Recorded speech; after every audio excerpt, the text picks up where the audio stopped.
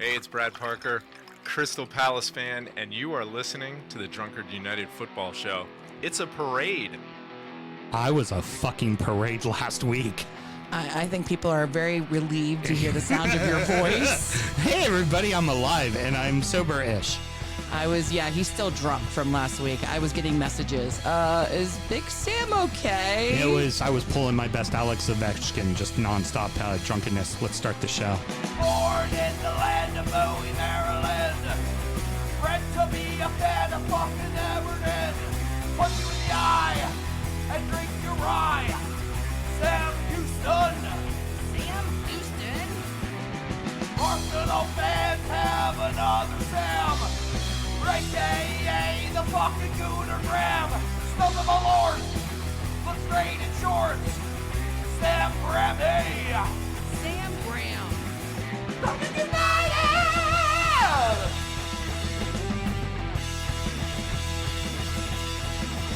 Fucking United!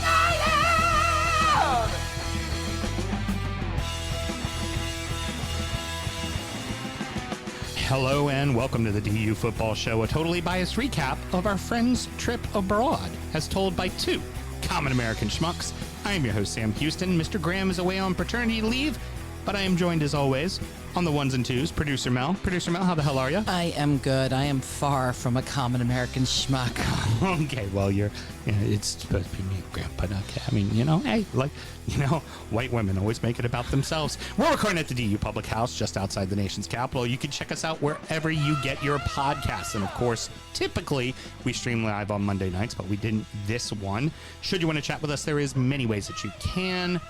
Producer Mel, tell the good people how they can get in touch. Well, we have an email address. If you want to send us a heartfelt letter, confession, money, it is dufootballshow@gmail.com. But the best way to find us is on your favorite socials, as long as that social is X, Facebook, or Instagram.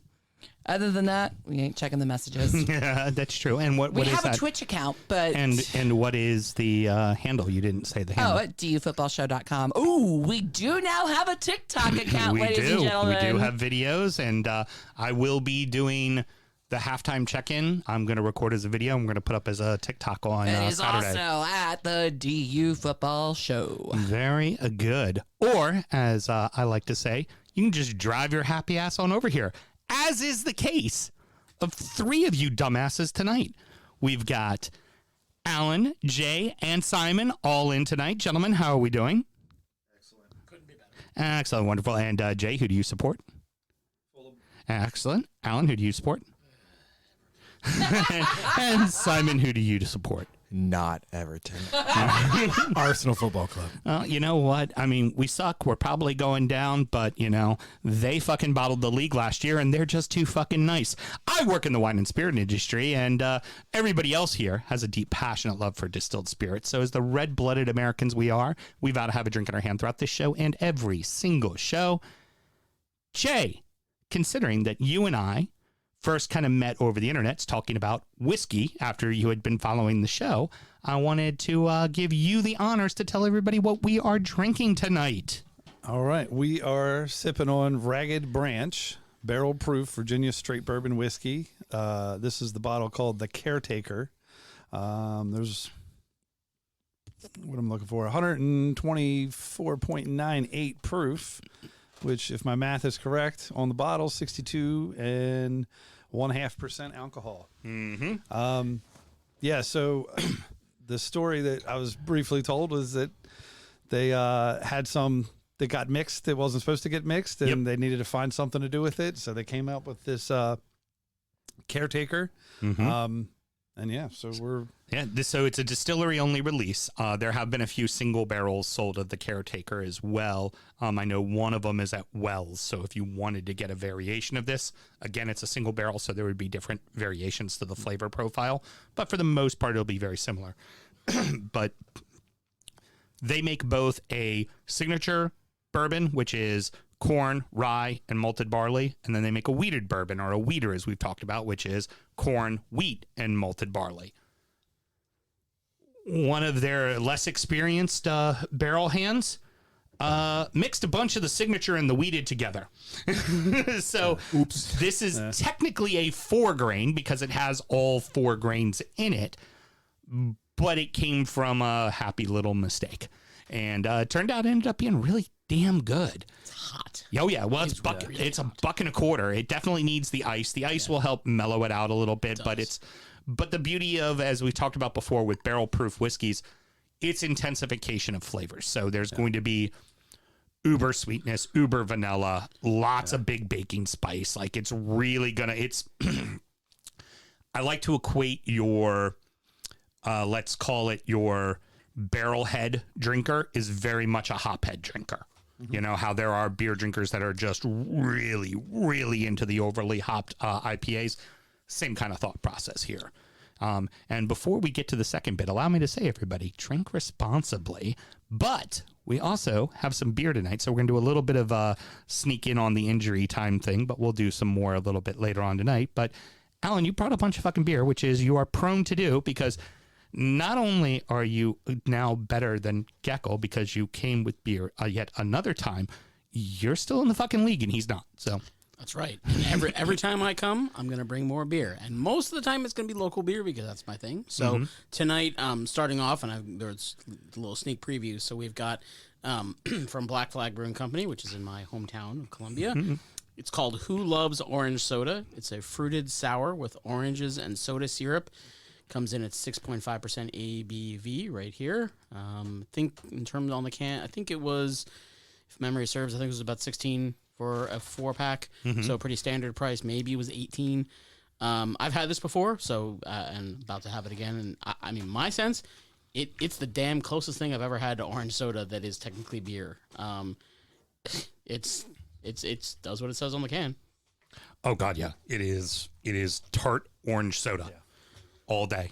And I think it gets as it gets warmer, you taste it even more. The orange really comes out. But like you could crush this because it's you don't really, it's not overly sour, but it's not like gonna fill you up like an orange soda or like with all the carbonation. So, but it's even got that where you say it was made with orange syrup. It's got that Fanta sun-kissed kind of viscosity to it as well. You get that little bit of thickness.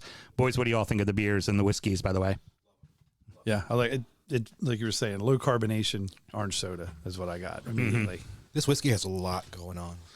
Oh yeah, it's a big boy. It has a big boy, and it hits you both at the same time, and you have a couple swallows, and it parses out, and your first instinct and your fourth instinct are real different. Yeah, and as the ice really gets melted into this, it's really gonna open up a lot more. I mean, I know ultimately you're proofing it down with water, but it's not like you're proofing it down with a shit ton of water to bring it down drastically. Yeah. You're taking this from 124 to 115. You know, you're not taking a ton out of it. But I'm looking at everybody's cubes, and we poured before sound check, and everybody's cubes are already starting to get pretty broken up, and that's just because the high heat that's going on in there. So, all right, boys, let's all have a good show. Cheers.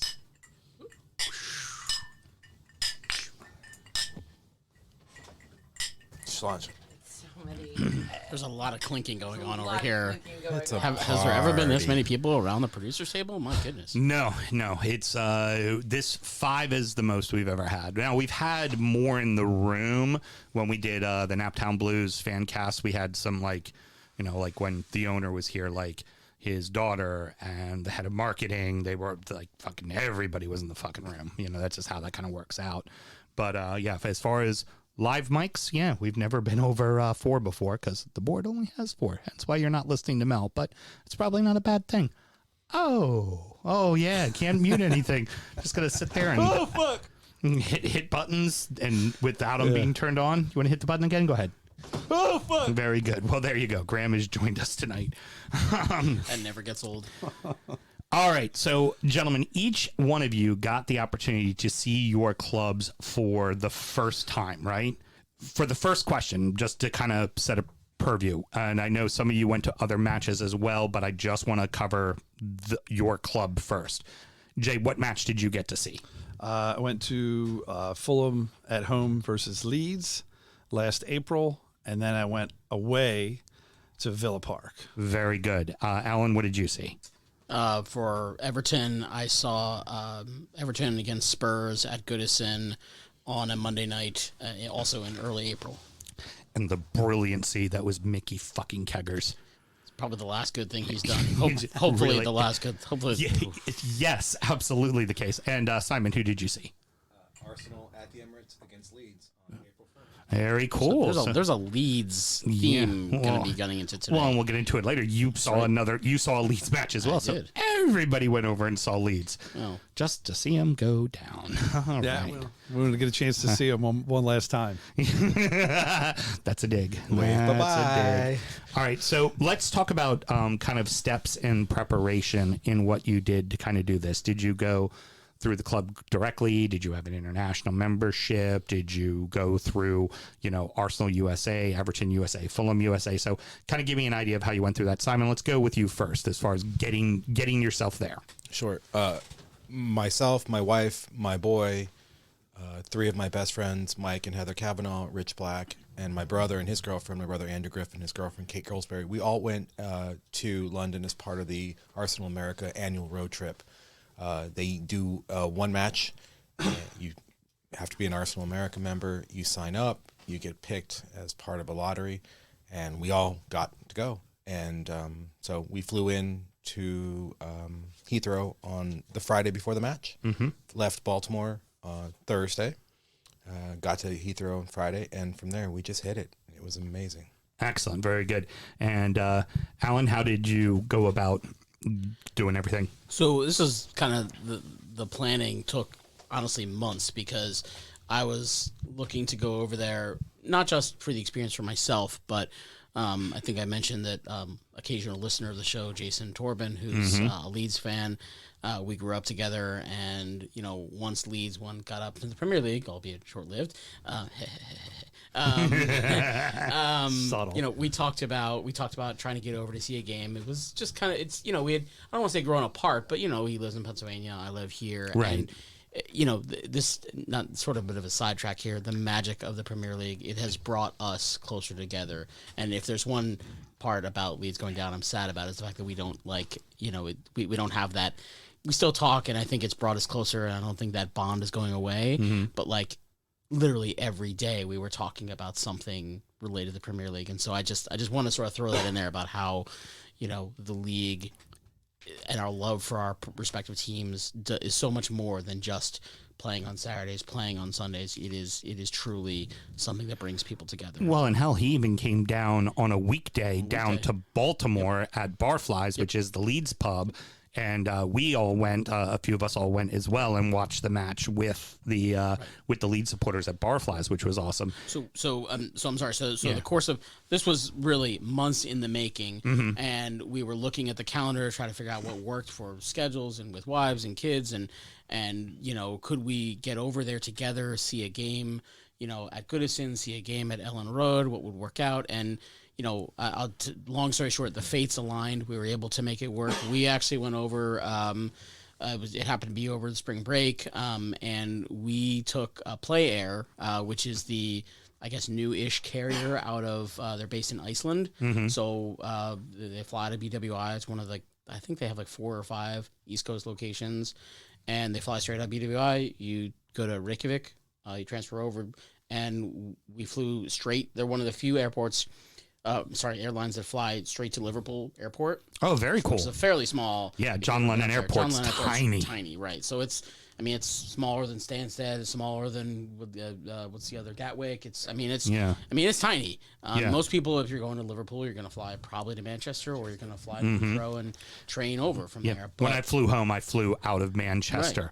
But when I flew from Dublin to Liverpool, I did Aer Lingus over to Liverpool at John Lennon. Right. So this, and I will endorse it 100%. I wish I had a chance to actually explore Iceland while I was there. We only spent basically the time to transfer planes, but if you're looking for kind of a different experience, it was easy, it was convenient. And again, if you're not flying, I don't know if they might fly to one of the smaller London airports. from Reykjavik. But it's an alternative and it's affordable, and I didn't feel like the plane was going to fall apart. So, woohoo! Yeah, works out well. And then, as far as the getting the tickets and everything, did you? Oh yeah. No, ironically, we had looked at doing it. We were going to do it all on our own. At least for the Everton thing, the fates again. I said the fates aligned. It just so happened that the game we had picked also happened to be the game that the North American Toffees picked for their annual trip over there, and so we kind of latched onto them, even though we weren't doing the full experience because they offer a whole big series of weekend events which we can get into later. Right. But we latched onto them basically just to get the tickets because our timing didn't align. But it made it super easy. I think tickets were $50 US, which is nothing. Yeah. The Leeds experience was a little different. We can talk about that later. But also worth mentioning, like Karush for the North American Toffees. Yes. The dude's fucking incredible at helping get people tickets, man. Like, because I did And a it heck of a completely. good guy. I did it completely independently when Graham and I went, and it was the same thought process. Was we wanted to see Arsenal and Everton play. So what we did is we saw Arsenal in London, and then we saw Everton in London at the Bridge. And then I was going to see the Merseyside Derby, but of course COVID and all that craziness happened. But same idea, like it just kind of worked out. And I reached out to Courage, told him what games I wanted to go to. And even though I had an international membership and could have gone and bought them myself, he just took care of it for me. He put me to the front of the line, got me my tickets. And at the Bridge, I was between the 6 and the 18 behind the goal, 6 rows back. Yeah, I mean, like, we could see how exactly beautiful Olivier Giroud and Andres Gomez were. Like, I mean, beautiful, beautiful men. And Jay, how did you get over? I flew. He's been waiting for that, folks. Yeah. You have a swimmer's body. I'm just saying. Former swimmer body. No, so I've been kicking around the idea of going for the last couple of years. My lovely wife indulged me when I said, I think I want to go to London. And she was like, for what? And I was like, well, I'm going to go watch some Premier League matches. And I was like, and this is a good time because we might not be in the Premier League wrong because we usually go up for a year and then we come down for a year. Right. And after winning the league, I was like, all right, like we're going to be competitive. So this is the time I might actually see them win. Then came the next part. All right, now I need to pick a team that I think we can beat. And that's where Leeds came in. I was like, all right, I think we can beat Leeds. Everyone thinks they can beat Leeds, and guess Yeah. what? They're right. Yeah, they pretty much everybody can. And but I also wanted to do 2 games. So I was like, all right, there has to be a midweek. And so I looked and I was like, oh, Villa is on a Tuesday night. That's only like 90 miles away. Right. That's got to be like 2 hours. That's not too far. And, Right. And we'll get into that later. It was not 2 hours. But I was like, I can make this work. I can fly in. And so I did the red eye, Thursday night into Friday morning, and then went to the match Saturday, and then went to the match Tuesday, and then flew home Wednesday. So it wasn't even a full week. I got tickets, combination of things is one, they have like the not even the international, it's just a membership. Right. So anybody can buy a membership. They went on sale, I think in like March, half off. So instead of it being 100 pounds, it was 50 pounds. I'm like, oh, this is a no-brainer. I'm going to do that. So I bought the membership, and then just waited for the tickets to go on sale. And then a season ticket holder whose son lives in North Carolina was like, I'll have an extra ticket for you. And never met this guy. I have no idea, but it's Fulham. So I took his word for it. And as we got closer, it wound up he was going to go to the match, so he didn't have an extra ticket. And I said, well, I'm glad I got that membership. Right. And it worked out because I was literally in the second row at midfield, like literally next to Anthony Robinson's water bottle. Like I could have walked out and picked it up before he could. And there was nobody in the front row. So I basically was in the front row because there was nobody in front of me. Wow. Yeah, it was, and that was the thing. I think it was $95. Which, as an American football fan, like you pay $100 just to be in the stadium. Sit in nosebleeds, yeah. Yeah, you're lucky if you can see. I went to one a few years before that at Goodison, and that one was against Arsenal. Ironically, Alex Iwobi scored against us in that one. That was the end of Tim Howard had just been benched. It was the end of the Martinez era, And that ticket, I think I bought with my international membership, just went online and bought the ticket, and they sent me the printed tickets. That was like $79. I think the Derby was $50, but I got refunded that because obviously the game didn't happen. And the bridge, I think, was like $80. Yeah. We talk about the fates aligning, for each of our respective trips. And one thing that I'll say that not to dissuade anyone from going, because it's an amazing experience and I encourage everyone to do it. But one of the things that makes it challenging when you're coming from overseas is the way that they schedule these games, and with the TV and changing things last second, right? So if you're coming in from overseas, you almost have to sort of allot some wiggle room. Oh God, yeah. It's not almost, you do. Yeah, you do. Yeah, So- exactly. well, so Your Saturday can become a Monday like that. Yeah, Like and it you, just you have can. tickets, exactly. And, either it means switching out airline tickets or having to rebook hotels. And so you're kind of playing with fire, but, Simon? Jay was describing going over on Thursday night and coming back on Tuesday. That's exactly what we did. Because usually they'll tell you about a month and a half in advance what matches are going to be rescheduled for TV. But you have to book these 6-8 months in advance. Right. So rule of thumb is if you have the leeway, give yourself 5 days from the time you leave to the time that you want to go home, because your Saturday can get moved to a Monday, and you hear horror stories of people who buy tickets, who are excited, and then they move the match. Never make it a Friday to a Sunday. And that's what happened. That's a surefire way your game's getting switched. That's for going to Boston. That's not for going overseas. Yeah. So that's what happened in our match. It was originally scheduled, like always when they do the schedule, it's just Saturday 10 a.m. Everything is Saturday 10 a.m. until Sky and BBC and ITV, whoever, figure out what games they want to put on Game of the Week. And it was about, I think, like 6 weeks out.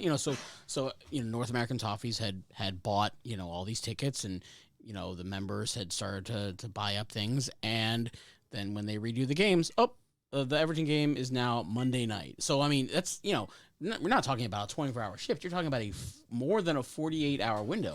So from Saturday 10 a.m. Right. to to Monday at 3 p.m. So And if you set a fly out Monday time, you got to rebook. You now need to bump. right, and I Game heard would be after directly. the flight. Yeah, and I heard directly from the North American Toffees folks. They had a lot of people who had to drop off because people had made the mistake of effectively doing I can fly over on Thursday night, get in Friday, see the game Saturday, come back, take my flight Sunday. And boy, I mean, that really screwed things up. To be fair, if you've never done it before, and the whole premise of this show is going over for the first time, it's not a mistake. It's just a lack of knowledge, a lack of awareness. And so we are here to guide your travel and your mind to this. Exactly why I wanted to do this show was to kind of talk about everybody's different experiences. And that first question was very pointed to see that each of you did it very different ways. And like when we got the tickets for Arsenal, like the one thing you brought up is like you were lucky enough that all of you guys got picked in your lottery, right? We ain't got that problem at Everton because we don't have tens of thousands of fans in the United States, right? We have probably a good 5,000. We've got a decent, but it's not like Arsenal. Arsenal's a worldwide brand. And then like for when Graham and I went there, it was you go through Baz. And Baz has been, for those of you who don't know, Baz has been to every fucking Arsenal game for like ever. And he's this kind of caricature of what you imagine a North Londoner crazed fan would look like.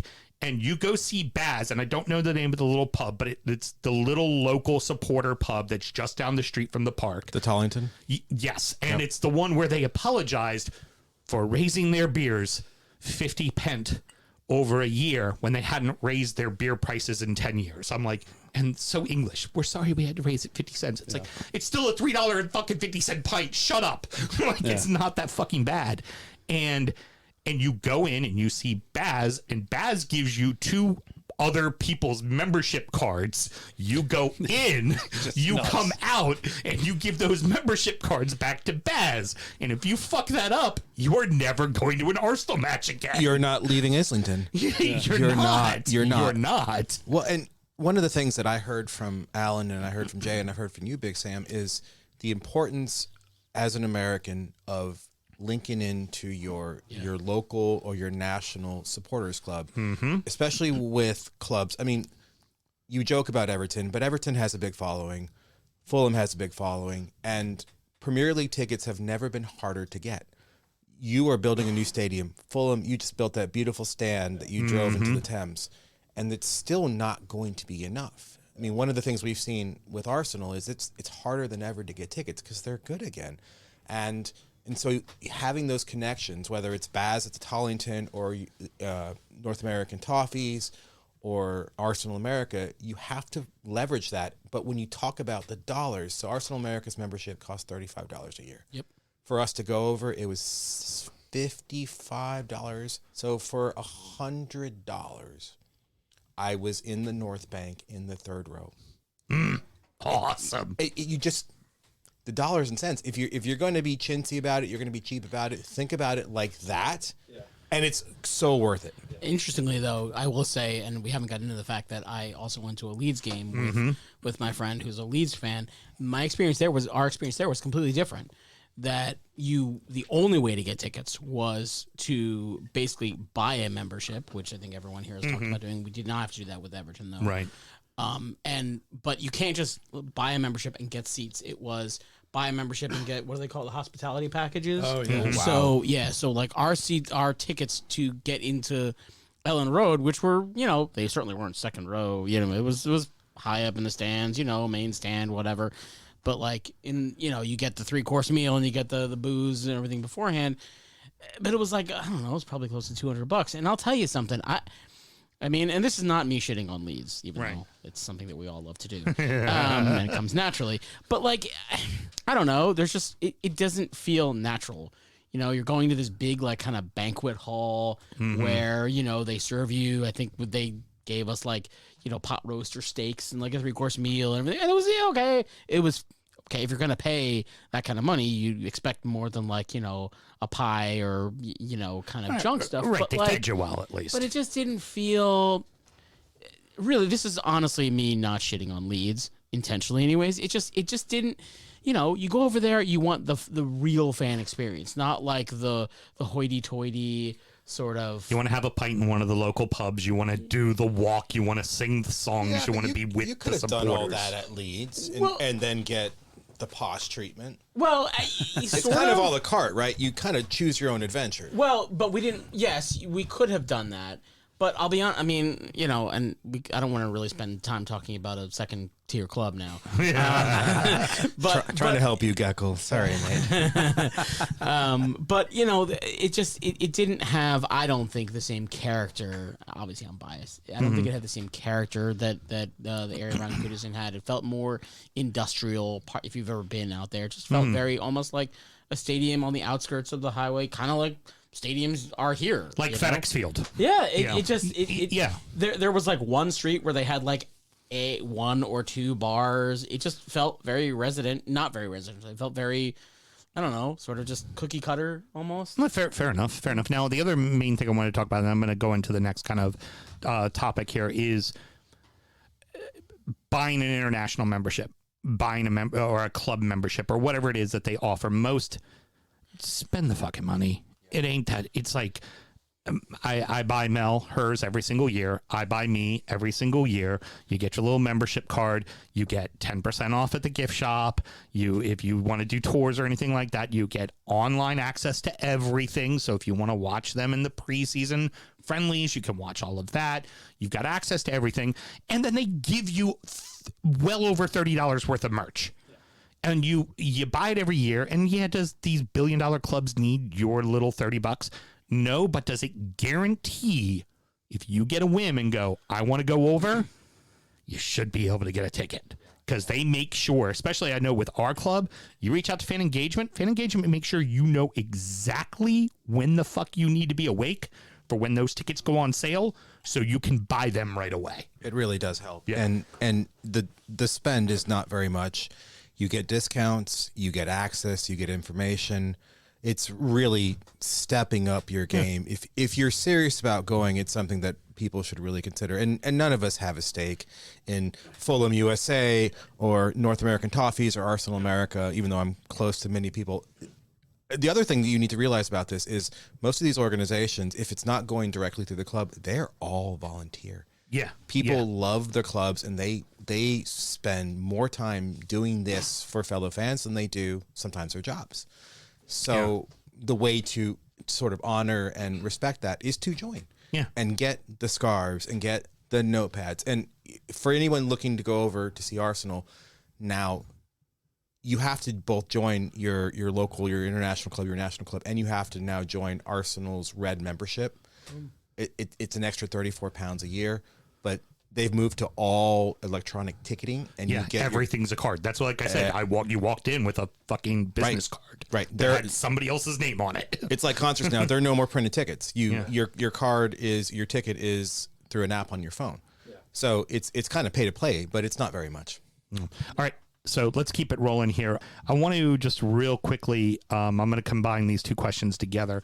Did any of you guys work with fan engagement at all when you went over? And then also, did you do anything like tour the training grounds or tour the facility or anything like that? Jay, I want to start with you on that. So I didn't do anything fan engagement, but I did do a cottage tour on I think it was Monday.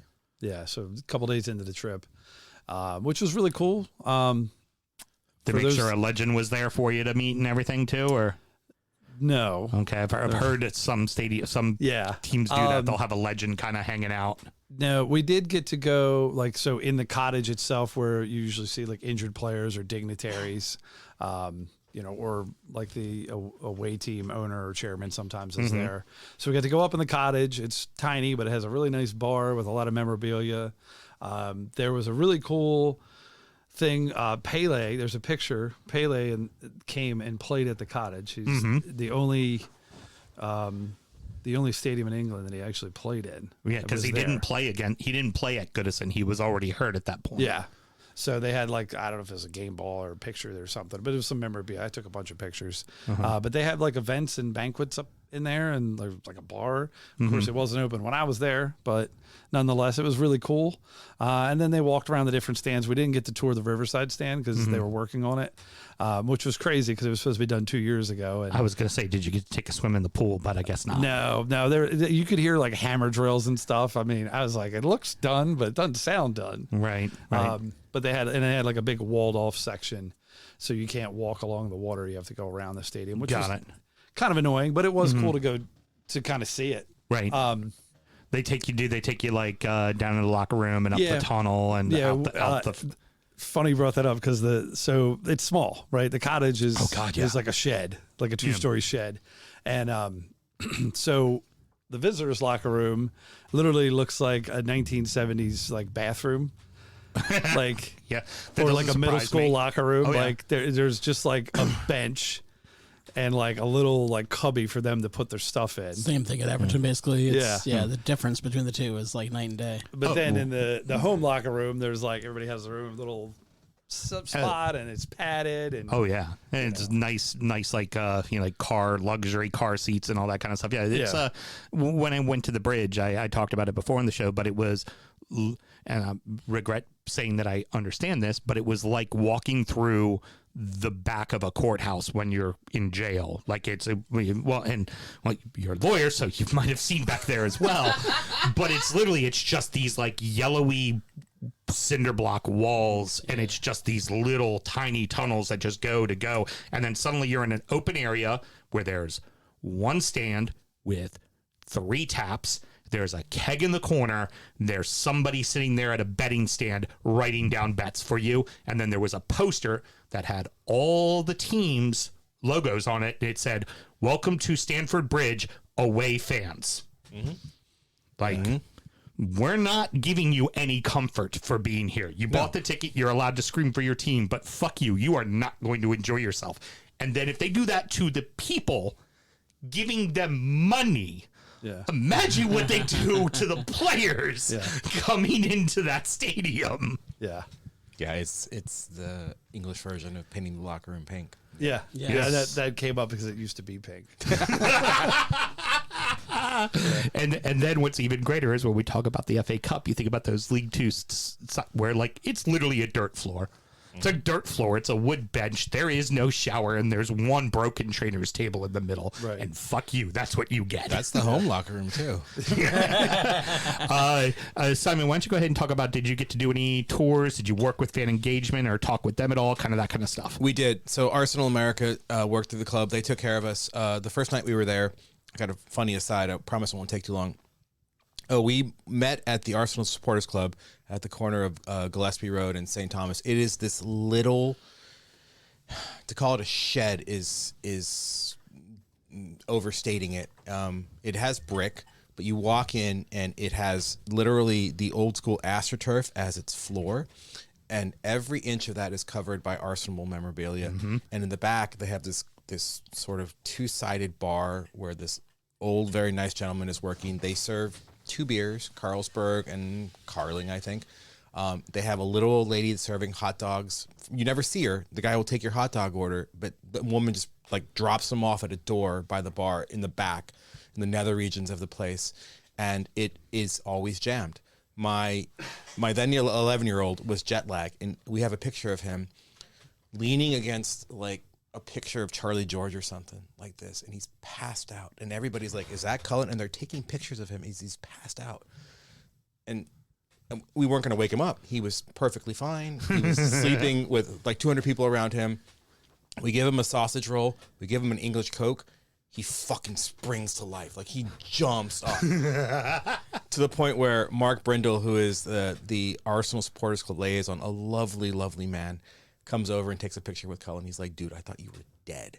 And Cullen, my son's like, I wasn't sure where I was, but what do you guys put in your Coke? It was awesome. We also did a tour. The tour of the Emirates was not part of the trip, but I paid the money to do it with my buddy who I had done it in 2018. My wife, for my 40th birthday, surprised me with a trip to London. It was in the summer. It was to see Pearl Jam at the O2. But we stayed at Highbury. Old Highbury is now Luxury Flats. And so she rented us a luxury flat in the old Clock End. Wow. That's And it was great. It was great. You walk out, you have your coffee, and you can walk to the middle of the old It's like Highbury park space, right? Yeah, it's the old Highbury pitch. It's Yeah. a garden, and you Yeah. can stand where Henri and Bergkamp and Liam O'Brady and not this, and everyone in this room had legendary players that played on that pitch. Right, precisely. Even Mel, and it was amazing. So I did the Emirates tour in 2018. This was my second time, and it was just as cool. They take you into the dressing room, the home dressing room. You see where Arteta and his staff set up. You get to see where the players change and get ready. You get to see the trophies. You see the media room. So doing that, if you go over, is really part of the experience. And every club offers something. And you got to see. I mean, I have to ask Jay, do you know, honestly, this is no bullshit, if you polled 90% of other Premier League clubs, the away game that they want to go to is at Fulham. Really? You want to take that cruise down the river, you want to get boozed up, and you want to go see your club play at Fulham because Craven Cottage is just legendary. Yeah. I've recently had the opportunity to go to Fenway Park. Not planned, but I went to Fenway Park, and it's iconic, right? I can't stand the Red Sox. I was right? like, you called us when we were doing the tailgate recap show from fucking Fenway. from Yawkey or whatever street it was. I don't know. It was just like out in the bullpen area. But that's the thing. It's like you go into this old building, and it's like historical, and it has significance. And you're like, there's been thousands of memories made in this building of people that have, lived and gone. I mean, Fulham's been there since 1879. Although the wall on the stadium says 1880, and nobody knows why they put the wrong year on it.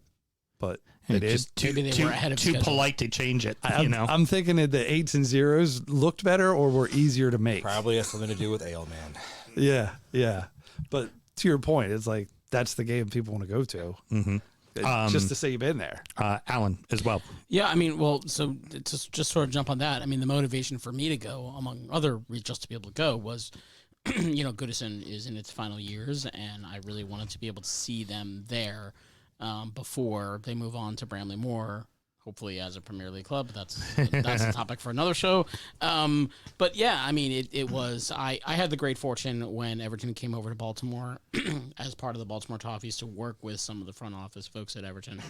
I did not want to abuse those contacts when I went over there. And honestly, I didn't really need to, because the North American Toffees were so good and I really was able to work through them. I'll say, I think I mentioned that we latched on to their North American Toffees trip to Everton for the game day tickets. Because of our travel, we got there literally on game day, and so we didn't really get to experience any of the other offerings that they did. But just, I pulled up the email here for an example. They had a welcome reception at the Everton HQ on Friday night. They had a tour of Goodison Park on Saturday. They had former club legends come in and talk to the group. They did an Everton women's game on Sunday.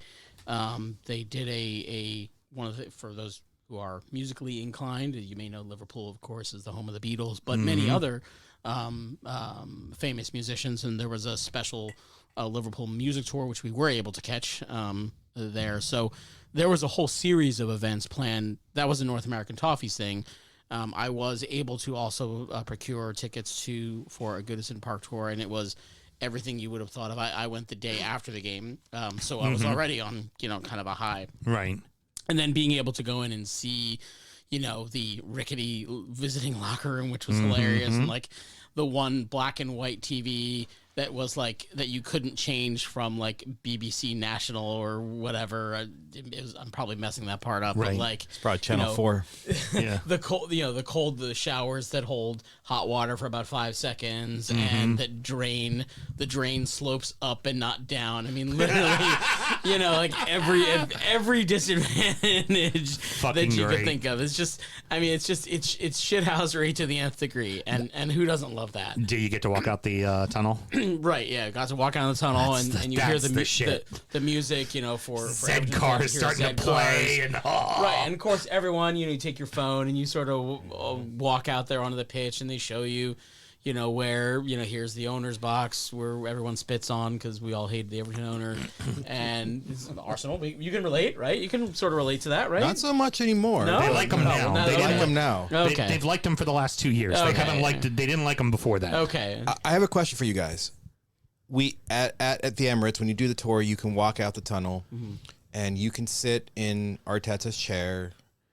You can do pretty much anything you want. You can take all the pictures that you want. You don't even think. Stepping on the pitch. Don't even think about it. Right. You will be fucking murdered. Yeah. Right. Same. Same at Goodison. Same at the cottage. They didn't. Nobody tried it. They had us line up like we were like the two teams that were playing, and so they were like, "Who wants to be the captain?" And I was like, yeah." They have it roped off. At Goodison, they have it roped off, so like you can stay in like the manager's box or the coach's box, basically, just like in this area. But like you cannot get pitch? Yeah, Yeah. you cannot get within spitting distance. Same of at the pitch. Emirates, but you always have that some asshole who's like, "Can I walk on the pitch?" And no, Right. No. the cheery, kind, genteel disposition of the stewards at the Emirates automatically changes, and they're like, "We'll fucking cut you."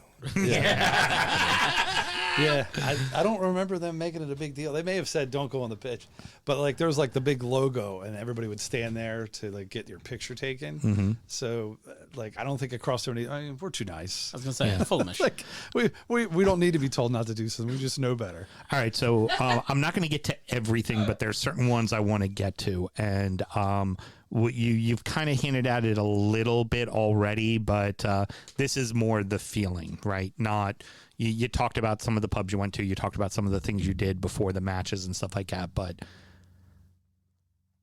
it's game day, Simon. It's match day. You're walking the streets, and I've walked to those streets. It's a bunch of little houses, and then suddenly, whoa, there's this giant fucking stadium in front of you. It's insane. Go through that just as a supporter, as the team you love. You got to go experience that. Talk about your feelings and how you enjoyed watching the match and just what was going through your head and your heart and everything. It's indescribable. And it starts, no disrespect to your question, but it actually starts a couple days before the match. When you come to Islington from Heathrow, you have to take the tube, and you get off at the Arsenal station and you walk past Old Highbury, and depending on where you're staying, we walked past Highbury, and you can see the Emirates. You're right, it kind of looms in the distance. But there are 2-3 story houses, and then you get to a cross street and you look and you're like, holy fuck, it's right there. It's right there. Yeah. And it's just dropped in the middle of a neighborhood, and half the people don't care about football, and they see you come over and you look like a dumbass because you're wearing a scarf for a kid on a non-game day. Like, I didn't know there was a match today, and like, oh, sorry, Americans. But if you can go, and it's wherever you go, if you can go and you can stay near the stadium, it automatically enhances the experience. So you get to match day, and you see it on TV, you hear about it from your friends, but there's absolutely no substitute for being in there, from going to the pubs. One of the different things that surprised my son when we were we went to this pub past the Tollington, because the Tollington was jammed, and Tollington was so fucking awesome. Yeah, and it's so awesome. And some of the best Thai food in London, by the way. They have a pop-up kitchen. It's been a pop-up for like 5 years, and they do great Thai food. But the Tollington is 18 and over on match days. No away fans. Yep. Don't even think about wearing away colors at some of these bars. And so we went to another place where some season ticket holders that we know go to. It's called the Ardmore Arms. And I went to the Ardmore Arms. Yeah, great pub. Again, same thing. No away fans allowed. My son actually mentioned, he's like, I don't see any Leeds supporters here. He's like, they can't come in. It's a different thing. But to be in the neighborhood. Well done, producer Mel. Well done. To be in the neighborhood, to walk the streets, to walk to the stadium, and just sort of, you get there early, you soak up the atmosphere, you go into the grounds, you get a pint, you get food. At the Emirates, they have betting stations. Again, the fact that my 11-year-old then, now my 12-year-old, was there with us made it all the more better, because he's been to M&T, he's been to a lot of Georgetown games in DC, he's been to a shit ton of Oriole games. And he had just never experienced just sort of the intensity and the feeling of something like this. And then him and our good friend Rich and my brother went to a betting station, and my buddy Rich put an 8-1 bet on Arsenal winning 3-1 or 4-1. And my son said to him, Uncle Rich, if you win, I'm going to take some of your money. He's like, oh, whatever. He put a tenner on it. Arsenal goes up 3-0, and then Leeds scores. It's 3-1. And my son is the only fucking kid in the North Bank going, yeah. And I'm like, buddy, stop it. And then Arsenal scores the fourth. Granit Xhaka scores, and everybody's celebrating for him. And he literally looks at the ground. He goes, fuck. Because he's not making any money. And that's when I knew. Got the bug. That's when I knew we had him. We absolutely had him. I want to sum it up for you. I just can't. I think the thing that made it most special for me is when I went in 2018, it was not in season. We stayed at Highbury. We toured the stadium. But there was no match. Right. And when you're there and you're in it, and it's your team that you love. I mean, I grew up in Texas. I'm a Cowboys fan. I'm a huge Orioles fan. Who let him in this, Billy? Yeah, says the Everton guy. What? But this is now my club. It's at the top of the list for me. Oh, God, yeah. So for me to be there with my family and with some of my best friends and my brother, and to share that experience, and they won. They beat the fuck out of Leeds. You just can't describe it. And then the match ends, and we were walking back into Islington, and everything just sort of goes back to normal. We went to this little Sardinian restaurant. We were wearing our kits and our shirts, and people were giving us dirty looks. We're like, okay, this is just how it is, right? It just the football happens, and then it's over, and it's just back to life. Yeah. But you're still on the high. You mentioned the high. We were on the high the whole time. Oh yeah. So game day experience was something else, because just before my trip they announced the summer series that I hate to keep bringing up Leeds, but they were supposed to be in it. Right. And then they weren't. And then Fulham got thrown in. And so this was like, holy shit. I'm going to a game because I don't know when I'm ever going to see this team play. And now Right. they're coming to my backyard this summer. Right. Like literally, this tickets went on sale that weekend. But so it was supposed to be a 3:00 kick. So I was supposed to go to lunch with the season ticket holder that was getting me the Villa ticket, and they moved it up because it was FA Cup weekend, and I guess they didn't have enough games. So they moved it up to the noon start in Right. London, which is 7 a.m. here. Yeah. Which immediately I was like, they are doing everything they can to fuck this up, Right. right? Because we were in the FA Cup quarterfinal, and if we had won that, then that weekend I was there. It was the FA Cup semifinal. Right. And the round before that, we played Leeds. I was like, we lose the Leeds in the FA Cup, like it's be a blank game week. Right. So like there was all these variables that were floating around that I was like, please don't screw this up. And then we get the early kickoff, and I'm like, of course we're gonna get the early kickoff, and we're gonna sleepwalk through the first half and lose and ruin my trip. So anyway, so I didn't do much before the match. I got a Americano and a croissant. You're right. And they just got into As the one kind of- does in London. Yeah. Well, there was like all these little like bakeries and delis and coffee. There was literally 2 coffee shops. Like literally, I could kick a soccer ball off the porch of the flat and hit 2 coffee shops. I was that Americano close. croissant, Yeah. 6 pints. Yeah. It's a little bit of a It was different. noon. I did show West 2 London is so Amstel- posh, so posh. Yeah. 2 Amstel lights before the match, like in the while they were doing the Right. whatever, playing the music. Right. And so didn't do anything really before the match. Went to the match. Obviously, that was just electric. And then afterwards, I wound up meeting up with, there's an English-based podcast for Fulham, and I'd reached out to one of the hosts of it, and he was like, hey, this is where we're not going to do a post-match.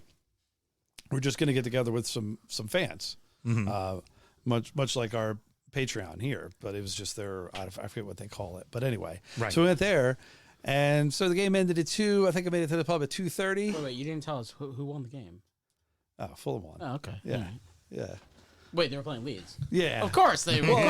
It was very comfortable, Had and to then they shit on Leeds subbed again. old Patrick Bamford on. I was like, here we fucking go.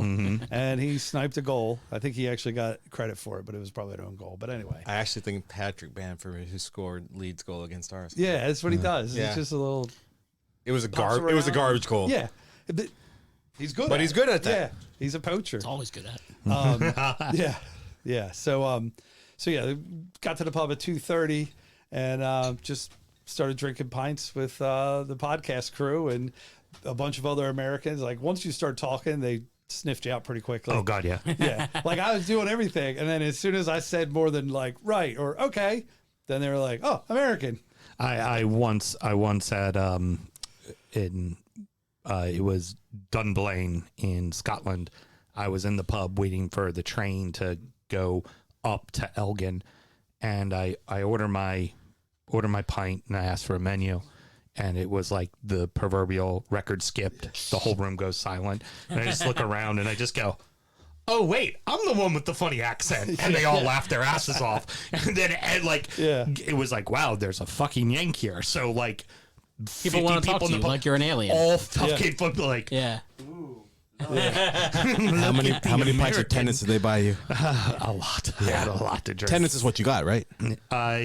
It was either tenants or Carling for the Ah, most yeah. part. Yeah. So now I'm wondering, do British men find American women's accents as intoxicating as women find British men? I don't know. Well, and You might men have to love go. British women's accents. Hey, Mark, can you get back to me on this one?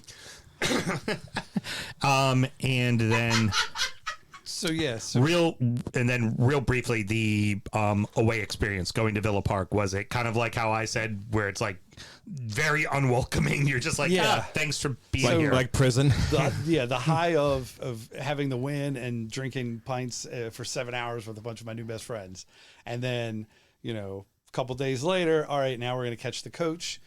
Again, I mentioned earlier, is about 100 miles from southwest London to Birmingham.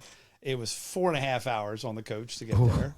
six and a half hours home. Wait. Do Did that you again? go with Fulham Yeah, but the supporters? team, Okay, yeah. Because when I bought my tickets, there was train strikes, and I was like, the last thing I need the Tuesday night before I fly out Wednesday Is there to be a get train stuck. strike? Yeah. And then not be able to get home. Right. And not only be stuck in England, but then get home late and have to deal with my wife, who graciously allowed me to go on the trip. You might as well stay in England, man. Yeah, I now live in Birmingham.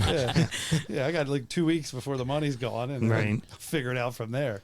But yeah, so we take the coach up, which everybody was like, "Oh, are you sure about that?" And I was like, "Well, there's no alcohol on it, so it can't be too bad." But yeah, it was an experience because it was just like some diehard bin season ticket holders for 20, 30, 40 years, and they were just weird. Right. I expected it to be like rowdy, and it was just like, it was people napping, they're reading books. It was just like a really weird experience. Right. But we were so late getting up there, we didn't get to do the away day experience because I was supposed to meet some other Americans at the pub. I'll go to like the away pub and have a pint. And, And I'm sure Birmingham has like some really nice areas, but we didn't see any of those. oh God, no. We came in and it was like used tire shops. Birmingham doesn't have a nice area. Wow, it was the second biggest city, right? It's got to have something. But yeah, we didn't see any of that. We literally pulled up as close as the coach would let us. We got off, and like three guys were like, "Away fans, go in there! Away fans, go in there!" And I'm like, "Okay, yes, sir." And so we go in, and it's just like literally one tunnel, much like jail. And you get in there, and then there's drinks on one side, and there's just enough room to slide a beer under the fence that they have. That's like some sort of like. I don't know what it was. And then on the other side was you could get like a sausage roll, or they were out of some sort of like pot pie, but they were out, so and that was it. Yeah. yeah. So so I drank my 2 Amstel Lights because I didn't recognize any of the other names, and they didn't have the beer that I had found. Which, if anybody's going to London, they must try the Beaverton Brewing. It's a microbrewery in North London.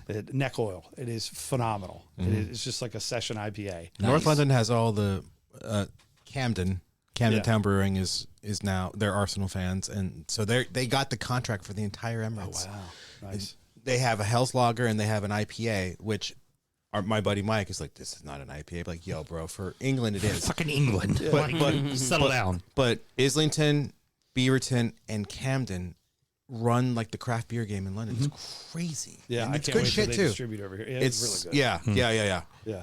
And then obviously, what was Villa Park like? Like, how loud were their fans? How kind of it crazy? was big. There was a lot of back and forth. I, as a 40-some-year-old man, learned cuss words, which was interesting.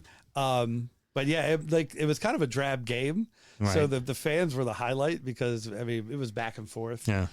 We thought we scored like in the first 2 minutes because it was the away section was like corner Right. on the flag, and who was it? Pereira struck one and it hit the side netting. Got But it. it looked like it went into us, so we went nuts. And then we were like, "What happened?" And then no, Right. And then just like off a lazy corner, Tyrone Mings headed one in, make it 1-0, and then they parked the bus. Yep, And so yep, there was and just that a was lot it. of, yeah. Perfect. All right. Then finally, Alan, your game day experience and all the funness that went along with it. I mean, like both Simon and Jay, just the experience of that moment of getting dropped off in the Uber or however you got there, and then just seeing the stadium rise up from the heavens around this residential neighborhood. I mean, it's so that just that concept of having effectively houses surrounding these massive stadiums is such a awe-inspiring and unnatural experience. Now it wasn't that way at the other crap stadium I was at, but at Goodison anyways, it's Well, it's really like 3/4 of it's covered with houses, and then the other quarter is a small street, a park, right, and infield. Yeah. Right, like right. literally I walked across Stanley Park. It takes 20 minutes. Yep. It's right fucking there. Right. So I mean, I flipped off the cop. Just that first sort of like, oh my God, your heart just kind of like skips a beat, and going the game day experience. First of all, I should note that a Monday night game is an experience that, as we were approaching the game, people were saying a Monday night game is I guess kind of similar to a Monday night football game here, right? It's sort of the premier game. It's featured. Everyone, even though it's a work day the next day, it just gets jazzed up, and you don't get Monday night games every week in England, depending on the schedule. But this one was picked for TV, and people definitely get jazzed up. But go to the Winslow Hotel, going to St. Paul's, St.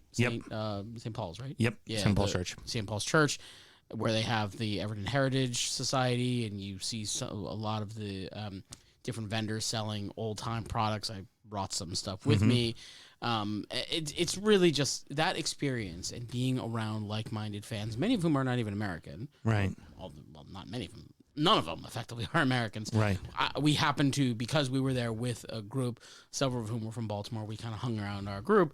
But, there was a lot of interaction, and like Jay and Simon both said, you could be talking, to in your little group of people, and somebody hears that accent, and all of a sudden people flock to you, right? I mean, we met guys who were there from the Netherlands. We met people who were there from Australia. I mean, it really is the global game. But yeah, I mean, just the pregame experience of just doing everything that the build up, and then to get into Goodison, which tiny little gates that you're squeeze through. Oh yeah. And absolutely and the case. Going up and getting your pies, and having a pint before or 10 before the game.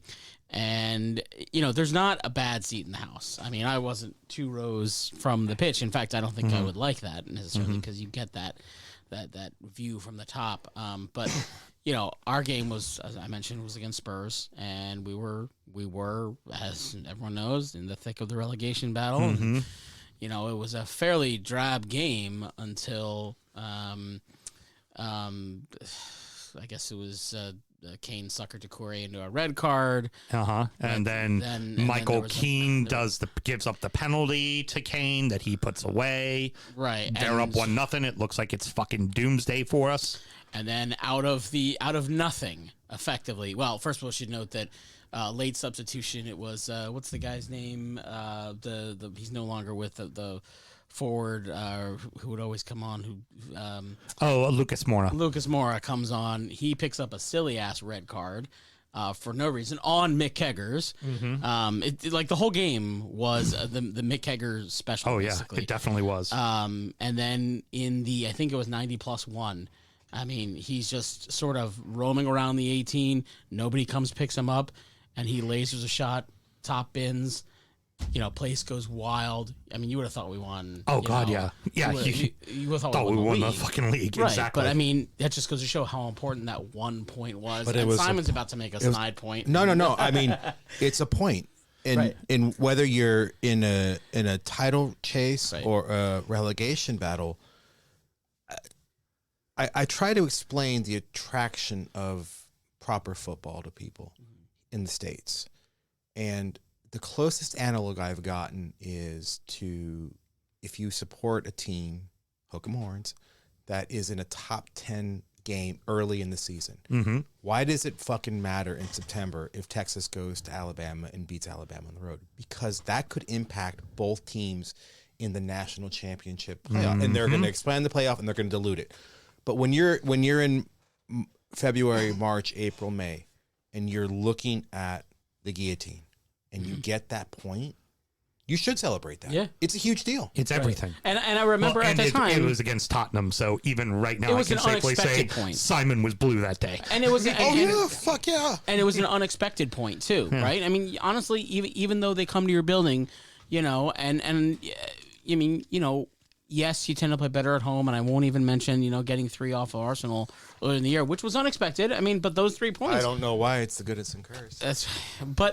But I mean, getting that 1 point, saved our skin later on in the season. It gave you that extra little bit of breathing room, and yes, it was wild, and it was an incredible experience. And I think unlike Simon, I will say that different in that I feel like in Liverpool, anyways, things didn't just go back to normal. I mean, that may have just been because of the time of the game or whatever. But like, it was Monday night, and you're in that area still. It felt like people were still, Liverpool is also it's a big college town, and I mean, London is a massive town. It's basically a bunch of different cities within one city, right? And so but Liverpool it's still small enough to feel homey, but it's a massive college town.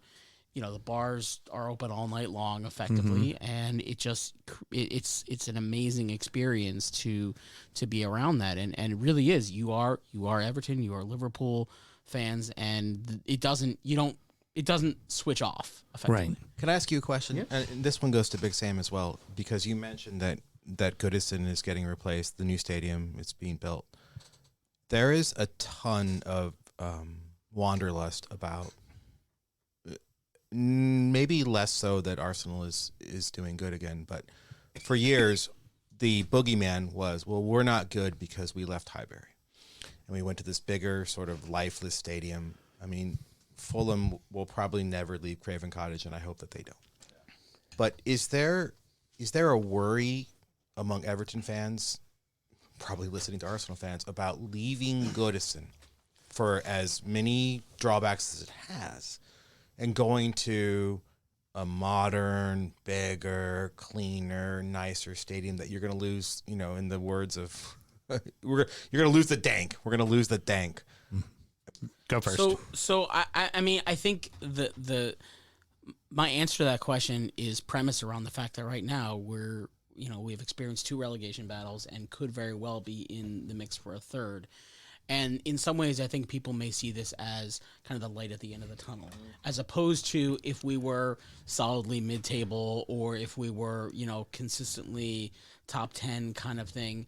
People would say, "Oh, there's that Goodison magic," and there still is. There's Goodison magic, but because it hasn't, materialized, and I think the other factor is that I don't know if you want to say that the new stadium it's not so much a white elephant, but once it is built and opened and the revenue starts pouring in, theoretically, it could open up it could clear us of financial hurdles.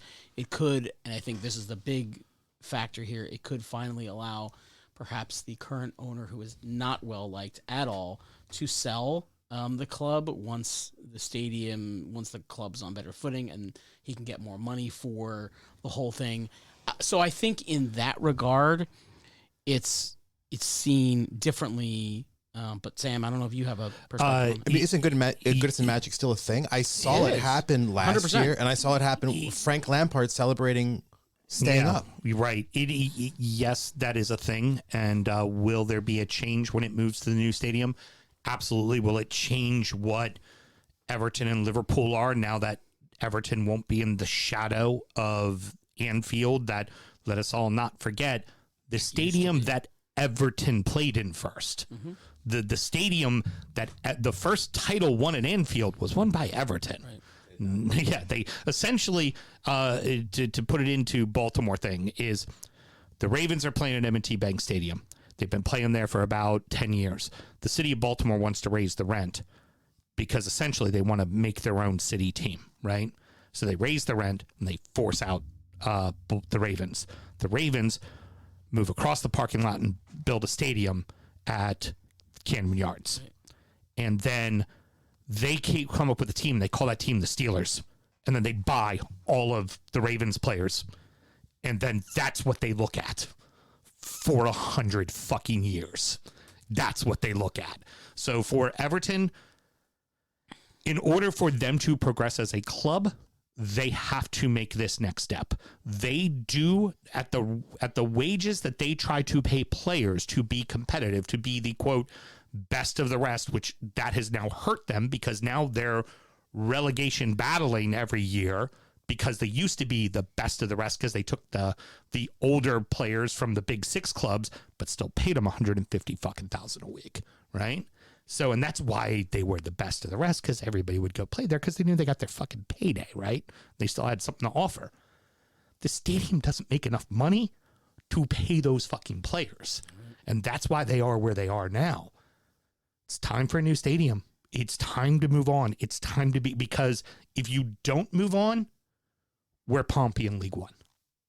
That's what we become, because we can't keep up with the money, and it all fucking bites us in the ass. So, and that's going to lead me into my final question, because I will answer it first. How soon do you want to get over there? I want to get over there this year because I want to see one more fucking game of Goodison. That's going to fucking happen. So, Jay, how soon do you want to get back over?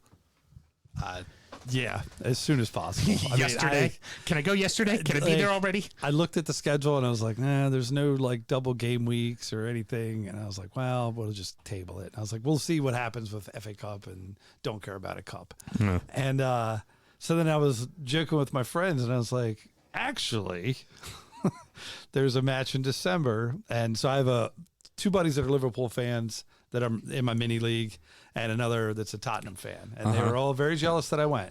Mm-hmm. And so there was like a thing where Liverpool plays at home, Fulham play Tottenham, then Fulham play at Crystal Palace, Tottenham plays at home, and Liverpool plays another London team. And I was like, guys, we could make this work. Could make and it work. Would be way cheaper than our divorces. Which would be the next step afterwards. Alan, are you trying to get back one more time before, or are you going to wait till Bramley Moore opens? I mean, I'd love to. I'd love to go tomorrow if I could. But I mean, realistically, you know, with family commitments and work commitments, it's probably not like what the reason why I went when I did was because it was, you know, strike while the iron's hot. But realistically, it's probably not going to happen until the new stadium opens, which is fine, you know, and things open up a little bit more schedule wise. But you know, you go over there once, and I think everyone who's been can say this. You're bit. Yeah, you catch the bug, and you're like, I want to go back. I want to go back. I want to see it again. And it's not just and for me anyways. And I can talk about some of the other things I did in my time in London, in England. I was able to get to London. I was able to get to Leeds, but I'll spare everyone that. But like, the football was great, but it was also just the experience as a traveler. The experience seeing some of the sites, and there's so much. The football is amazing, right? But there's just so much more than that, right? And that's I regret that we didn't have more time to be able to do some of that stuff. Right. Very good. And Simon, for you, I would go tomorrow. Yeah. I mean, we were on our way. Jay was talking about how it took him 4.5 hours to go 90 miles from London to Birmingham. And we had a similar experience when we saw Arsenal and Man United play at MetLife. We took a bus from Chelsea to MetLife in East Rutherford, New Jersey, and it took us forever. My wife had a couple beers, and I got her to agree to let me/us go to the Arsenal America road trip, which is happening in November. And then I didn't jump on it quick enough. So yeah, she was like, well, we have all these other places to go. Like, your youngest son wants to go see the dinosaur in Chicago, and we got to go see your dad. I've seen it. It's fine. It's a I fucking can send pile you of pictures. bones. It's really, honestly, I've been there. Our museum is just as good, and it's free. Well, that's what I told her. I'm like, you know, we could take him to New York or to the National History Museum in D.C., and it's a dinosaur. There you go. And I missed my boat. The complicating factor, and it's not Graham Pro Arsenal Agenda, is hard to get tickets. So if you don't go, it's very hard. So if you don't go through Arsenal America, it's really hard. And for anybody, Big Six problems. My team's so good. I said it's not Graham. The hair is not going, and I'm not passed out on Rumpelschmitz. You won't hear this anyways. But. And you don't, for anybody looking to go, please do not go through touts. You will get, your money will be wasted. You could get arrested. Don't, the secondary market is not here what it is there. Right. Don't do it. But one of my best friends has Arsenal season ticket. He has a season ticket. He's got one. Mike Cavanaugh. Yeah. He has a season ticket. He was on the list for 16 years. He's got one. Just by himself, and he obviously doesn't go every year, and so he just sells them back through the Arsenal marketplace, and he makes his money back, and that allows him to pay for tickets next year. Yep. If I ever get a bug up my ass and I That's get a what good you're flight, I will buy his ticket from him, and I will go. Luckily I have friends in London I can stay with. So to answer your question, I would go right now. I'll throw a little caveat to that, because this is one you could sell to your wife too. What about a Wednesday night in Europe for a Champions League match? Like you get to go to Paris and go to PSG or something like that. Fuck that! I'd go to PSV Eindhoven, like wherever. Well, we're talking about the shit you could sell your wife on. Yeah. The other thing, and Alan and Jay alluded it to it too. There's something that is very appealing to me about being in a place where I am not from, where I am the outsider, where I have to learn where to go, where not to go. That's exciting to me. That's the allure of travel. And if you can combine it with the football club that you love, you've got it made. And to that point, I mean, not to extend this too long, but like everywhere we went, we would come across locals and they would hear and they'd want to know more. What brought you here? Yeah. Where are you from? Why did you come here? What are you doing here? Like there's such a curiosity for, and even though you would expect like, well, what the hell else would I come to Liverpool for, right? Like, I mean, like, Probably don't say that. well, no, I mean, it's like Beatlemania. I mean, really, it's the for people who are music lovers, right? Yeah. And people who are football lovers, right? And I mean, I guess you could. I mean, there's a lot of like Titanic related stuff and like port related stuff. I mean, Liverpool's got a very deep and rich history. There's that. It does. It does, yeah. But like, Question, not a statement. okay. But like, no, seriously, It does? we went to Prince Rupert's Tower. We walked across the park, went to Prince, and there were some guys there who were locals ish, and they heard us chatting, and we started striking up a conversation about what football is like over there, how it's viewed, why'd you come over, and it's to Simon's point, it's kind of neat to be the outsider because everyone wants to engage you. They want to find out what the hell you're doing there. Right. Well, same reason why there was a fuck ton of Englishmen in FedEx Field for the Premier League tour. One, they wanted to come see the nation's capital, right? They wanted to fucking spend a weekend and go to all the sites in DC. In Lanham. Yeah, exactly. But they all stayed in DC proper. But the other big thing they all wanted to do, every fucking one of them wanted to do, tailgate. Yeah. Drink in the They stands. wanted to do an American fucking tailgate. All of them were butt fucking sized to do an American tailgate. When you guys and us played here last How year, great was that? there were dozens of Arsenal fans and Everton fans from England that came over. They could not wrap their head around tailgates. Mm-hmm. They pregame hard in England, but they couldn't. They did it ours, didn't they? They could not. We did the block party on Cross Street. They could not wrap their head around the fact that you did all this, and then you can go into the ground and you can buy a beer and you could take it to your seats, Sit in your seat and drink It's a not beer. that shit where you chug 2 pints pregame and halftime and pray you don't have to go to the bathroom because you're going to miss a goal, which always happens. It happened to me at the Emirates. So, but again, it's coming out of your comfort zone, right? It's not the Footy Travelers podcast, although they're good dudes. But coming out of your comfort zone. Great tips for people that do want to go visit. Yeah. Again, the point of the show was to kind of give everybody different perspectives and how it went and what to do. And honestly, guys, if you want to go see a fucking game, Go. and reach out to people. We'll help you. Yep. We'll fucking tell you what to do. 100%. You know? Now, the I one don't care who thing you root for. Yeah, hell, I'll even help Liverpool fans. now the one thing I will finish on is what you guys have all failed at in general is Life. I know I'm going to get back to England because I got my wife to support a club that isn't mine, and she's seen him at FedEx Field, but she hasn't seen him, there yet. She's got the bug. She wants to go to Birmingham, so I know I'm going to see a game at Goodison soon enough because she wants to go to Villa. Well, I don't need to go to Birmingham. Birmingham's so a shit town. When is my birthday? January the 5th. And the weekend after that is January 13th. Yeah. Is it Everton and Villa? Villa at Everton. Oh my God. Oh my God. Don't not tempt me with a good time, woman. 2 birds with 1 stone. I looked it up. At first, while you were talking, I was like, well, when does Villa play Fulham? because going on a boat ride to Fulham sounds like fun, but it wasn't a weekend where you had, like, it was a day where you and I both were playing at the same time. Right. And then I was like, well, when's the derby? Let me see what Villa's doing that weekend. And Villa's playing at the same fucking time. And then while y'all were talking, I went, when does Villa play Everton? The problem is you're going to need to be in that away section because I don't know you that day, woman. Patreon.com/doyoufootballshow. There's a plug. There's a plug. Sure money.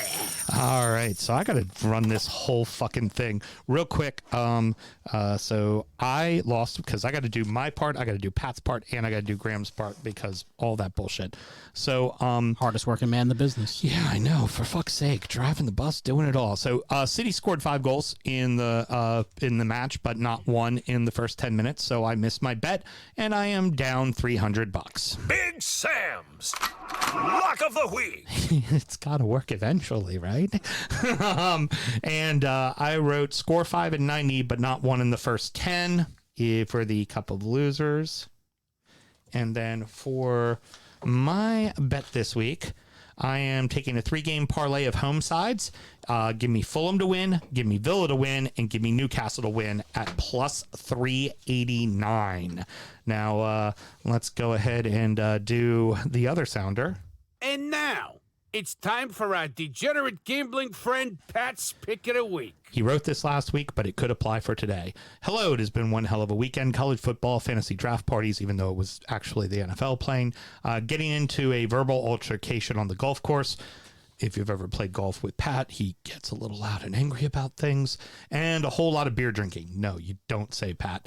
And I'm slightly hungover. You're probably also slightly hungover today because I know you, as a Red Football Commander Skins fan, you were probably hammered time last night. So I'm going to make this really quick and do a quick 2-game parlay. I hit last week on one of my 2 bets, so I'm only down now $165. This week I will take Manchester City and Arsenal on a 152-game parlay that pays out a whopping $185. Have a great week and talk next week. Problem there is Simon, how does Arsenal do at Goodison lately? Not well. one point in the last 5 years. This is going to be Everton's first win of the season. And it's not going to be pretty.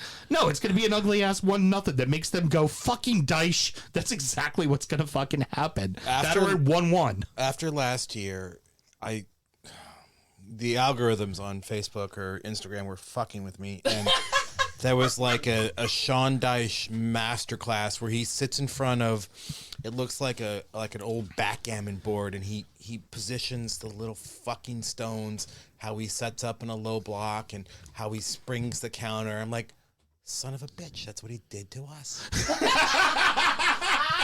Did you feel triggered? Yeah, Pat, that's a bad bet, dude. If if it is the last year at Goodison, it is, right? Yeah. Maybe. One way or In another. all likelihood, yes. If we're gonna go to Goodison and lose again, well, let's get it out of the way just now. Early in the season's better. When I saw, honestly, when I saw the schedule, I'm like, the first 2 months, I'm like, fucking Manchester United at home, fine. City, fine. Oh, God damn it, we're going to Goodison. Arsenal fans call it the Goodison curse. I don't have high hopes. No, it defies logic and reason. It does. And I'm going to be sitting there on fucking Sunday. Do you know that it is the game of the week? Oh, yeah. God. Oh, yeah. It's game of the week. It's the 4:30 kickoff in England on Sunday. It's the only show in town. Yeah. Like they're just Whole country's going to be watching. creating the narrative for Arsenal, resurgent. Tim Howard at halftime. I don't know why they can't seem to get anything done. Yeah, exactly. All right, so Mr. Graham, I lost last time around, so I'm at plus 114. Stung by the bees. This time I'm going to go up big with a 5-gamer. Liverpool over Wolves, Villa over Palace, Fulham over Luton. Here's where he makes the fatal flaw. Arsenal over Everton, and Forest over Burnley to pad the odds at a plus $1,370. The problem is he ain't getting the point. He maybe gets a point with Arsenal. That's going to be the tough one. It's a little early to go Hail Mary, isn't it? Yeah. I mean, because he's up, so he feels he's up $100, so he's feeling all Mr. Big Oh, Britches. I thought you meant he's up and like he's not sleeping. Yeah, he's just no. Well, no, that would be the child, and all of that's great. But you know what? I bet you Sam wishes he had right now a fucking chicken.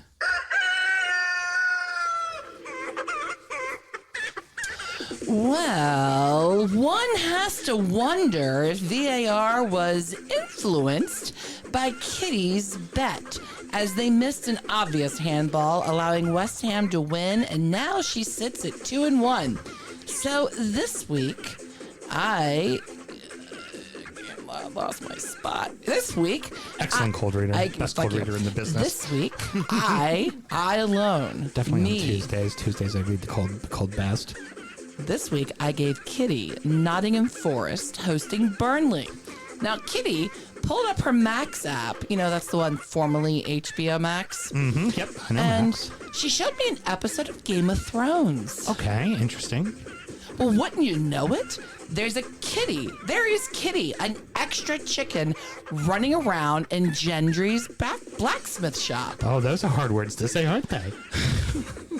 Excellent cold There reader. is Kitty, an extra chicken running around in Gendry's blacksmith shop. That's exactly what I just said. Blacksmith. Blacksmith shop. Now, if you didn't know, Joe Dempsey, who played Gendry, is a massive Forest supporter and is picking them to win. It would be Dempsey, not Dempsey, like it's Dempsey. Dempi. I mean, yeah, never mind. Go ahead. Keep going. Excellent cold reader. I'm just going to keep letting you talk. And you know what I am excellent at? Mm-hmm. Remembering to remind people to gamble legally and responsibly. Just remember, first you buy the bucket, and then you add ice, and then you party. There's a new song that just hit with Paul McCartney and Jimmy Buffett. Mm-hmm. My gummy just kicked in. Rest in peace. Alrighty, that's going to wrap it up. Real quick, gentlemen, I do want you to take a quick moment because I know each of you do have quite a bit of involvement with your local supporters clubs. Real quick, starting with Alan, just plug away for local supporter group and anything else you'd like to plug. Baltimore Toffees meets. We don't meet every week. Unfortunately, we don't have quite the strength that the Charm City Gooners, which is, all kidding aside, that's like the supporters club that every local organization. It's the should gold strive for. standard. It really It's is. what we want. It's what we should all want to be. What they do at the Abbey is what we should all want. And I would also be so bold as to say, Simon wants that for all of our fucking teams, all of our clubs. He wants us to all have that because it only means the sport's fucking growing. Absolutely. So we do meet at Except Tottenham. we do meet. Does anybody even know any Tottenham supporters? I mean, really. I know a few. I got one. Troubled souls. But we meet at Regionale for typically about one game a month, just to kind of meet up and cry tears together. But you can find us on social media, typically at Be More Toffees on Instagram, Threads, whatever they're calling. I'm not going to call it X. It's Twitter. God damn it. I'm not going to let Musk do this to us. But I also wanted to take an opportunity. I am not going to plug it. I'm going to let Simon plug it, but I want to make sure he remembers to talk about in his time about the Craig Willinger foot golf tournament, which is coming up. So I'm not going to let him out of the room without talking about that. Excellent. Very good. Jay, anything you'd like to plug? So if you want to watch in person with fellow Fulham fans, we meet at the Brig in Southwest DC, near the Navy Yard. Mm-hmm. It's the Brig, BRIG. They have a special Fulham menu. They open for all the matches, all the TVs with sound.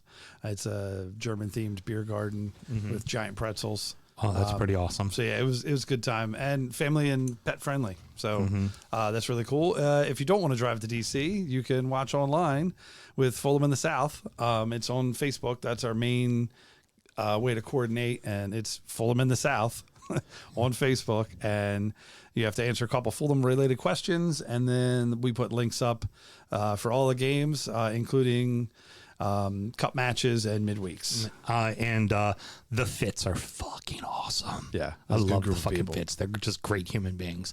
And of course, Simon, talk about the gold standard, man. Oh, you guys are too kind. Charm City Gooners meets at the Abbey Federal Hill for every Arsenal match. We will be there on Sunday, hopefully not crying into our beer because of the goodness and curse. Arsenal supporters group for all of Maryland. I'm going to plug my friend Josh Vaughn for the DC Armory, which is the Arsenal Supporters Club in DC as well. This is a DM podcast, not sure about the V, but they meet at Lou's City Bar in Columbia Heights. Also going to plug. Lou's is a fun little bar, too. Yeah, Lou's is a great bar. As Alan said, also involved with the Craig Willinger Fund, a Baltimore-based charity where we send kids and young adults recovering from cancer, other serious illness to the soccer match of their dreams. Have sent kids to London, to Liverpool, to Manchester, to Madrid, Barcelona, World Cups. We are having what is our largest fundraiser on October 15th. That's a Sunday at Carroll Park in Baltimore City. It's a foot golf tournament. If you've never played foot golf, it's exactly like it sounds. It's golf kicking a soccer ball. It's a ton of fun. It drives our ability to send these people to soccer matches and to finance our operations. So please come out, support us, and thank you guys so much for having us. Mel, Sam, lovely to see you. And Simon, if I could just ask one question about that, can you remind the listeners who won the foot golf? Who's the reigning champions of the foot golf? I've had too much ragged branch. I don't remember. Oh, what a shame. And yeah, with that, I think that does another episode. Oh, no. We've got, well, I mean, that would be because Alan and Geckel's team won the last time. We did have an Arsenal supporter on that club, and he was pretty good. And he's back this year. So That's what did it. Defending the title. Very important for everybody to know the footballing world is minus a couple of D-backs. Because one Mr. Rebellas finally resigned.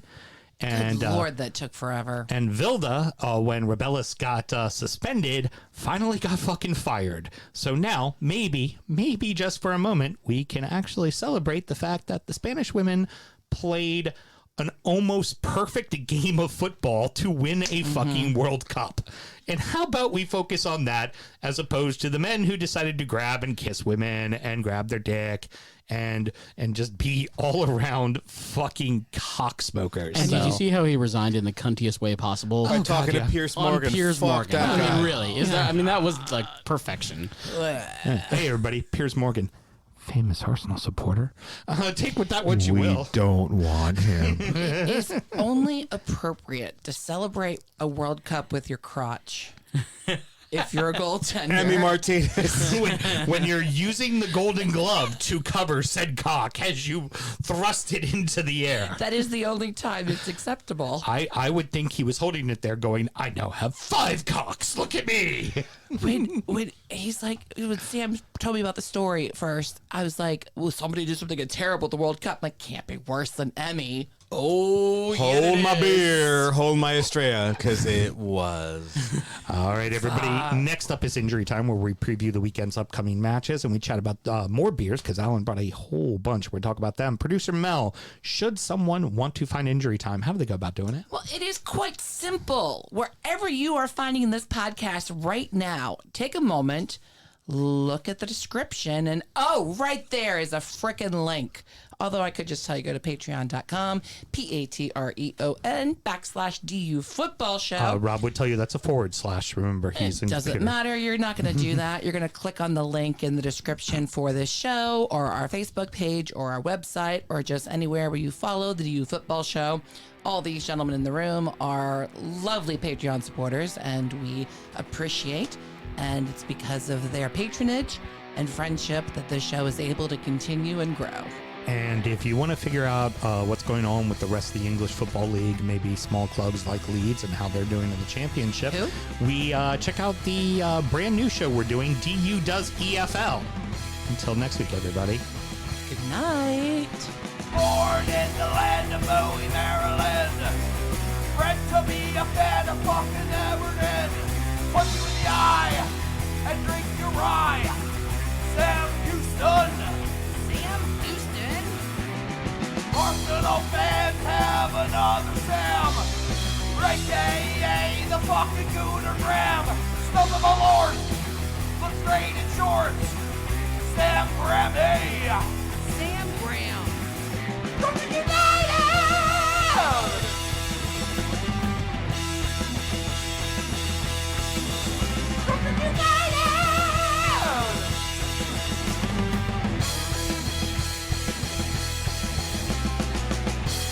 hit the fucking mute button.